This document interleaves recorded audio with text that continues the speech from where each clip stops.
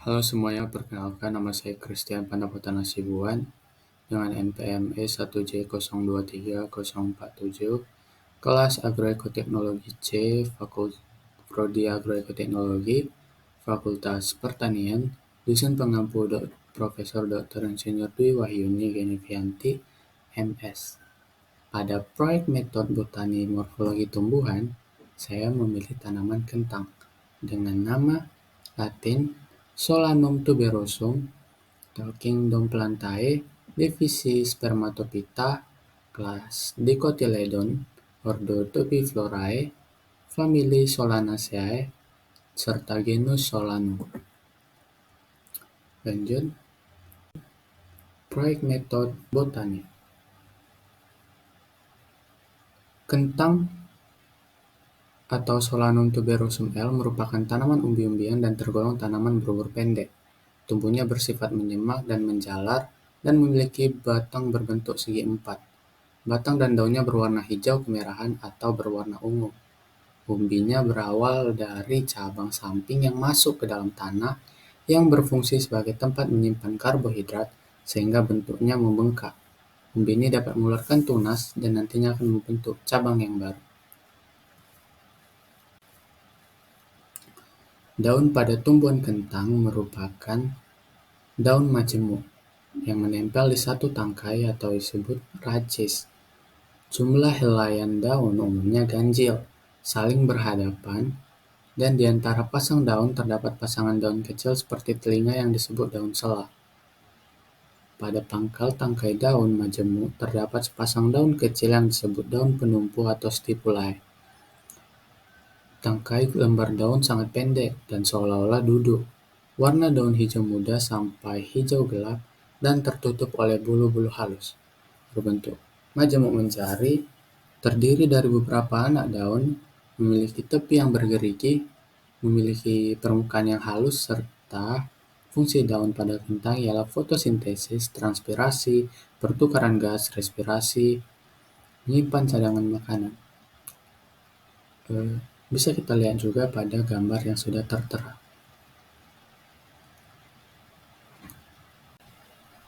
Pada morfologi bunga, tanaman kentang, bunganya berwarna keputihan atau ungu, tumbuh di ketiak daun teratas dan berjenis kelamin dua.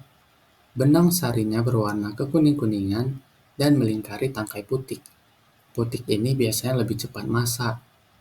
Bunga tanaman kentang termasuk bunga sempurna, yang artinya memiliki organ reproduksi jantan dan betina dalam satu bunga, yang seperti sudah dijelaskan di atas yaitu hermaphroditus. Berikut merupakan bagian-bagian bunga kentang dan fungsinya. Yang pertama ada kelopak, mahkota, benang sari, putik, dan tangkai bunga.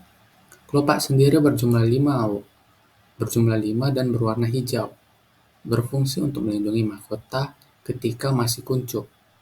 Mahkota berjumlah 5 juga, serta membentuk corong dan warnanya putih, ungu, atau biru tergantung varietasnya. Mahkota bunga itu berfungsi untuk menarik serangga penyerbuk.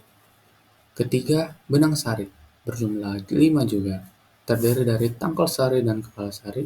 Tangkai sari berfungsi untuk menopang kepala sari, serta kepala sari menghasilkan serbuk sari yang mengandung sel sperma. 4. Putik. Putik berjumlah 1, yang terdiri dari kepala putik, tangkai putik, dan bakal biji. Kepala putik menerima serbuk sari. Tangkai putik itu menopang kepala putik. Bakal biji mengandung sel telur. 5. Tangkai bunga menopang bunga dan menghubungkannya dengan batang. Fungsi bunga itu tanaman kentang, reproduksi, dan penyerbukan. Morfologi batang pada tanaman kentang. Batang tanaman kentang berbentuk segi empat atau segi 5 tergantung pada varietasnya. Batang tanaman berbuku-buku, berongga, dan tidak berkayu. Namun, jika dipijat, terasa agak keras. Diameter batang kecil dengan tinggi dapat mencapai 50-120 cm yang tumbuh menjalar. Warna batang hijau kemerah-merahan atau hijau keungu-unguan. Batang tanaman berfungsi sebagai jalan zat hara dari tanah ke daun dan untuk menyalurkan hasil fotosintesis dari daun ke bagian tanaman yang lain. Morfologi akar. Akar pada tanaman kentang itu memiliki beberapa fungsi, yaitu menyerap air dan mineral atau unsur hara, dua, menjangkarkan tanaman atau mengokohkan tanaman di tanah, ketiga, menyimpan cadangan makanan, keempat, membantu simbiosis dengan mikroorganisme yang ada di sekitar tanaman. Tanaman kentang memiliki dua jenis akar. Berbeda dengan tanaman yang lain yang hanya memiliki satu, tanaman kentang memiliki dua, yaitu tunggang dan serabut. Akar tunggang bisa menembus sampai kedalaman 45 cm, sedangkan akar serabutnya tumbuh ke samping atau menjalar dan menembus tanah-tanah dangkal. Akarnya berwarna keputih-putihan, halus, dan berukuran sangat kecil. Dari akar ini, ada akar yang akan berubah bentuk dan fungsinya menjadi bakal umbi atau stolon, dan akhirnya menjadi umbi. Dapat kita lihat juga di gambar yang sudah tertera.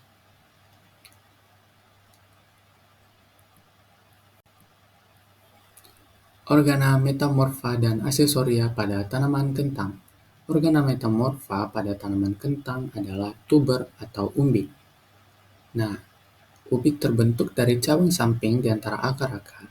Prosesnya pembentukan umbi ditandai dengan terhentinya pertumbuhan memanjang dari rizom atau stolon yang diikuti pembesaran sehingga rizom membengkak. Umbi berfungsi untuk menyimpan bahan makanan seperti karbohidrat, protein, lemak, vitamin, mineral, dan air. Jadi, eh, um- kentang yang biasa kita konsumsi sehari-hari merupakan perubahan pada akar atau organ metamorfa yang disebut umbi, yang fungsinya untuk menyimpan persediaan makanan seperti karbohidrat, protein, lemak, vitamin, mineral, dan air. Dan aksesoria sendiri pada tanaman kentang ialah trikoma. Trikoma pada tanaman kentang adalah bulu-bulu pada daun.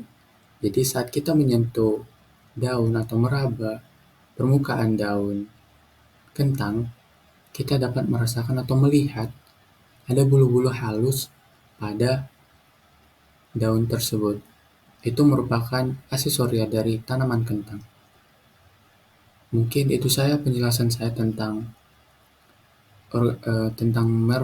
morfologi tanaman kentang, dan terima kasih atas perhatiannya.